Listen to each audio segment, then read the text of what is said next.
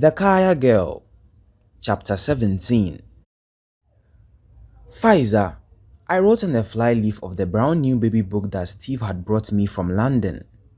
And below in brackets, victorious, successful woman, winner. It was the only name for a little girl who had been delivered by such a woman and whose mother wished her to emulate those qualities. Mike was happy with it. You don't have to be a Muslim to have an Arabic name, he said. He knew Pfizer's story now and marveled that she was the same person as the amazing young doctor who had saved us. No wonder she looked at me like that in the hospital, he said.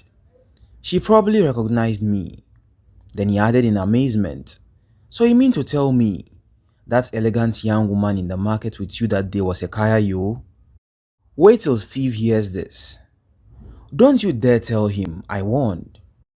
After all these years, I want to leave it up to her what she tells him. It hardly matters now though, does it? He asked. I know, but all the same, I said stubbornly. Somehow, it mattered to me.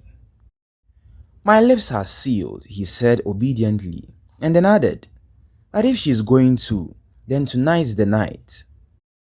It was a month later, and Dad was throwing a party to celebrate the baby, my recovery, and my reunion with Pfizer. We were also celebrating his own return after 2 months away and Steve's more recent return from the UK, where he had been doing a course of study in photography and film. I was looking forward to it. So many loved ones and so many reunions all at once. The terrace had been beautifully decorated with flowers and softly lit with lanterns. There were floating candles in the pond and fairy lights in the trees. The whole place seemed magically transformed. When Pfizer arrived, a hush fell over the party and then everyone turned towards her and clapped. She put her hands up to her face in surprise and gave that smile that seemed to light up not just her whole face, but her entire surroundings. She was wearing a fitted white satin top with a flowing skirt in the local blue and white print cloth, traditional colors for birth and celebration. She wore a small headpiece in the same cloth. It was tied low the forehead, the way her little scarf in the market used to be. It framed her face just above the eyebrows and then swept to the sides and into the knot at the back of her head, with the ends hanging down over her shoulders. She had a pair of gold hoops in her ears. She was still small, but she had a lovely figure now, and her heels made her taller. She had always had a way of making simplicity striking, I thought, as she walked towards us. One by one, people went up to her and hugged her. Mom and Mike were first, followed by Auntie Lydia. Pfizer and I had talked about her at the hospital. She held out both hands, and Pfizer took them and hugged her. It's okay, she whispered to Auntie. You don't have to say anything. But I will, said Auntie Lydia, shakily. Lots, as soon as I find my voice. Pfizer smiled and looked over at me. That shouldn't take long, we were both thinking. You must come back to the shop, continued Auntie. I would be honored by a visit. Pfizer looked at me again. She realized it was part of Auntie Lydia's apology. And it was something we needed to do, for closure and for old time's sake. There is nothing I would love more, Auntie Lydia, she said. Abner and I would come together. Good. Then we shall make a date before we leave this place tonight, she said merrily. Next was my brother, Kwesi, now a handsome teenager in awe of Pfizer because he was also an aspiring doctor. Dad was standing next to him. So this is the famous Kaya girl doctor, he said. And he embraced her like a father. Then he straightened up like a military man and held out his hand. Dr. Mohammed, it's a pleasure to meet you and an honor to have you working at my clinic. I am looking forward to seeing you at work on Monday.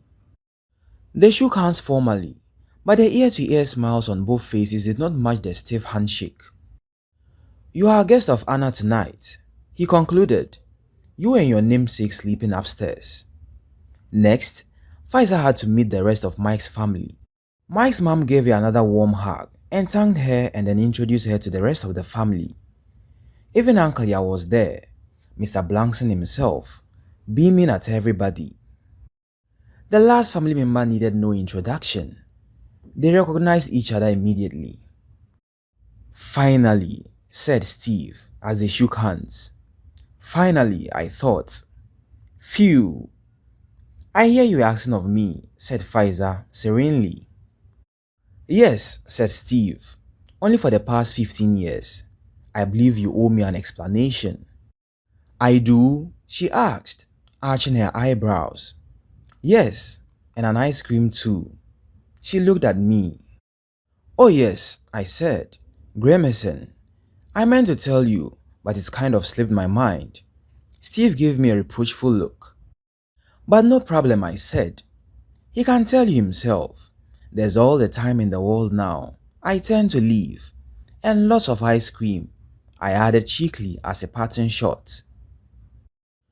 I wanted to give them time to catch up with each other, and I also needed to check up on the baby. I went inside the house and upstairs to the bedroom. Little Pfizer was just staring in her Moses basket. Charlie was sleeping peacefully on my old bed. I fed her and changed her nappy, but she was still awake, looking at me with her bright little eyes wide open, so I decided to take her downstairs to enjoy a bit of the party. Pfizer and Steve were still chatting, I noticed as I stepped onto the terrace. Auntie Lydia rushed over as soon as she saw me. "Give me my daughter, oh," she said, taking the baby out of my arms. She was still enchanted with the little one's resemblance to her. "They gave you a name, but your face is mine," she said gleefully, pointing comically to her own face and bringing on one of little Pfizer's dazzling new smiles. Clarice and her younger sister, Lizzie, came rushing over. "Ow, look at her. She's too cute. Can I have her, please?"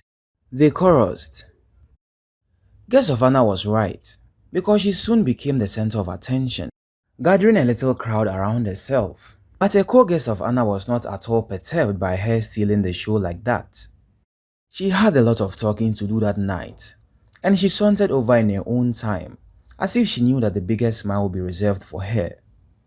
"Woy," she said to her namesake, "is someone paying you to grow?" Baby Pfizer kicked up her little legs for the first time ever. I heard something from her that sounded like a giggle.